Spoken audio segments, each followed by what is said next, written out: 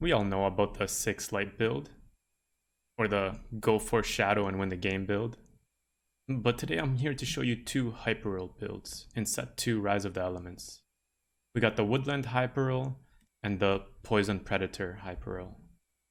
Now these builds have been tested in full challenger lobbies. And for those of you who might be new to the game, you might be thinking, oh, I just roll every turn until I 3-star my units, that's easy. But there are some small nuances that will bring you consistency with these builds, like when to save, when to roll, how much to roll, when to level, and item prioritization for these builds. My name is JinxJK, and today I'm going to take you through a step-by-step process of putting these builds together. Let's get to it after a quick piano intro.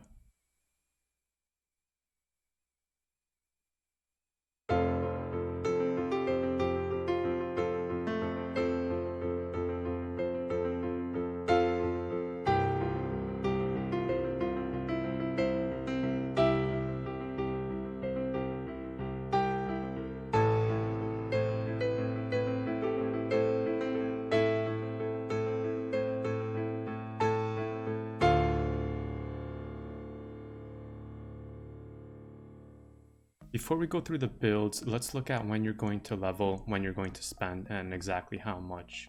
So the key thing with this build is we will not be touching the level up button throughout all of the round 2 stages.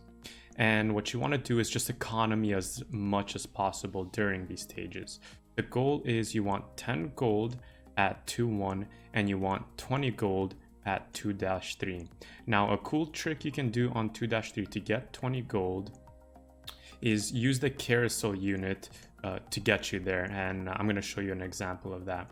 So I'm on 2-3, I've just picked my carousel unit, and keeping in mind that I wanted to get to 20 gold, I made sure that I was at 18 gold on 2-3.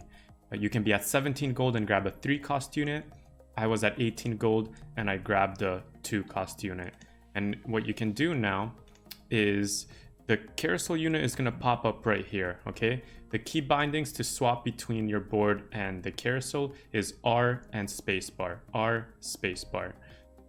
So you're hitting R to go to your board, and the unit is going to show up to the leftmost available slot, which will be here in this case. I have my mouse button ready, as you can see, and I'm spamming E on the keyboard to sell the unit as soon as it lands.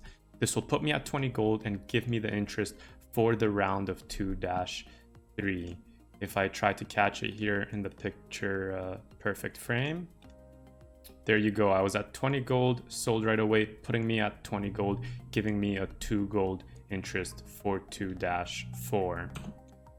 Now, what you're going to be doing is, so 20 gold over here, and with that, it will allow you to get really close to 50 gold by Krugs. Okay, you'll either be at 40 gold or 50 gold at Krugs.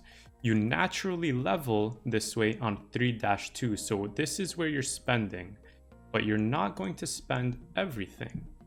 Now, what you're doing is during all of these rounds, you're going to see what you're getting more of to decide which Hyperroll build to go. Are you going to be going the Woodland Hyperroll, or are you going to be going the Predator Hyperroll? Based on what units you get here, we'll decide on which build you're going to roll for on 3-1. And as we said, we're not spending all of our gold. We're going to drop down to 30 gold. That will allow you to keep your economy up and continue rolling throughout all these stages. What we're going to be doing is from 50, 60 gold dropping down to 30. And then each round, you're rolling down from 40 gold to 30 gold, 40 gold to 30 gold, all the way until this last round. You save up one more time. From 30 gold, you're going to be going up back to 40 gold, not spending during wolves, of course. Then you roll down one more time on 4-1, and this is where you usually want to level to 6. Now, I quickly just want to take a look at some general items that are just good in set 2. And the 2 items I almost always go for on that first and second carousel are the Iceborne Gauntlet and the Ionic Spark. Okay, these items in the early game will help you so much to get you through that mid and late game, and you can just play them in any build regardless of what you're going. So the first variation that I want to look at is the Woodland Assassin variation. So the units you're trying to 3-star are any of the woodlands, and this can be either the Ivern or the Nico. So we got the Maokai, Ivern, and LeBlanc. Those are the 3 woodlands you want to use. I do like prioritizing the Maokai as it's a little bit tankier, and then it's either the Ivern or the Nico in this slot. So the first variation is with Assassins, and Diana can be another unit you're trying to 3-star, since she is a 1-cost unit. Now on the third Assassin slot, you can use either Kiana or the Nocturne, whichever one you happen to 2-star first. Now let's look at going into the mid and late game with this Assassin variation. Going into the late game with the Assassin variation, if you 3-starred your Druids, then you're going to be keeping them on, right? The LeBlanc, Ivern, and Maokai all the way into the late game. And let's say we 2-star our Nocturne. We're using Nocturne as our third Assassin. What you can do from there is just add in the Rek'Sai for the steal. If you can see, I'm making him hold the Ionic Spark and the Gauntlet. And some great items that I really like on Nocturne are the Rage Blade by far. And then this can be Infinity Edge. I like Disarm as well because it is splashing. And then you want a defensive item, Phantom Dancer, Guardian Angel work great. And as a finisher to the build, I always just like adding in Shadow. With any build, Tekken 2 Shadow, and it's set for the late game. So this is what you want to do if you've 3-starred the Druids. Now, if you haven't 3-starred the Druids and you're going into the Assassin variation, what you can do is go into 6 Assassins, right? You're taking out the Druids that you weren't able to 3-star and looking to go into 6 Assassin. Now, what you can do here is if you find the Yumus, you can go ahead and put that on the Rek'Sai, right? And this way you don't need the Zed, and the build is finished at 7. 1, 2, 3, 4, 5, 6, 7. And from this position, you're basically set. Add in a desert. Well, we got that with the Kha'Zix. And yeah, it's looking good. Okay. And the other woodland variation now is Woodland and Mage. I personally like this one a little bit better. Because we have a very nice synergy at level 5 with the Ocean and Mage. Now let's look at the variation again where you happen to 3-star the Druids and one where you didn't 3-star the Druids.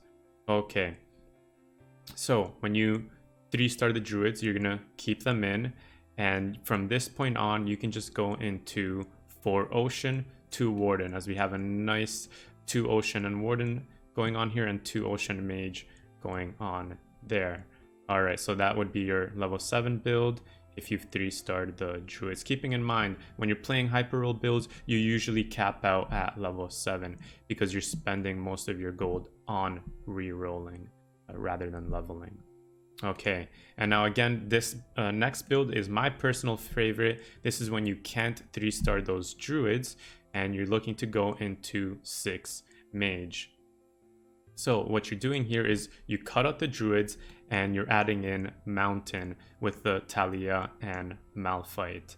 You get your 6 Mages, and now Vlad, when you 3-star this unit, it's actually a monster, basically unkillable. Add in a Guardian Angel and a Spear of Shojin and put him in an Ocean tile and he's spamming, he's not dying. And then your win condition for this comp is a 3-star Vhagar. And just 2 defensive items, right? Phantom Dancer can't die to Assassins, Dragonclaw can't die to Inferno, Mages, and then Gunblade, every time he's double ulting, he heals back to full. Now, what you can do with this build, because you're missing a bit of a front line, right? Is if you find the Mage's Cap, then the LeBlanc comes out, and we're putting in the Annie, giving her the Mage's Cap, and this gives you double Tibbers when she ults, and that will give you a much needed frontline, because your frontline with this build is usually just the Malphite and the Vlad. And let's take a look at the last hyper roll build, and that will be the Poison Predator. So these are the 3 predators you want, and you do want the Rek'Sai over the Skarner. Rek'Sai just does more damage, better unit. We are going to be prioritizing the Rek'Sai. So these are the 3 units that you're going to be looking to 3-star in this build. And the variation that I like best going out of it is adding in Berserker. Okay, so we do want the poison in Mundo and Twitch. I'm not doing this for positioning. I'm just doing it to show you, predators are here, poison is here, the berserkers that we want are here. The reason being is with the Scion being our berserker, then we can just tech in Master Yi. As I said, 2 Shadow, always a great finisher to the build. Okay, now with Predator, what you want to do is look for these items. Okay, Ionic Spark, Static Shiv, and Luden's Echo all can proc the Predator buff over here. And the Luden's Echo and the Static Shiv on Kog'Maw is so great because his mana, he requires very little mana to ult, so he's ulting quite frequently. And the splashes from Luden's Echo, if they hit a target that's 25% or below, it will finish them, right? And then you're looking to add in a defensive item. I like the Phantom Dancer because of all the assassins that are quite popular in the build. And as I said, at level 8, you're just looking to finish off the build with Shadow. Another unit you can look to itemize is the Olaf. I really like the Olaf once it's 2-starred. He has the Glacial buff as well. Give him some on-hit items like Red buff. And again, I do like the Disarm, if we can look to find that over here. And then usually just a defensive item, Phantom Dancer, Guardian Angel, or the Dragon Claw. Let's use the Guardian Angel for now. Finish the build off with Shadow and you're set. Alright, that brings us to the end of the video. We got 2 weeks until rank comes out, so try out these builds, work on them, perfect them, and let me know in the comments below if you've come up with some different variations. I do stream 5 days a week over at twitch.tv/JinxJK. So until the next video, I'll see you guys there. Bye-bye.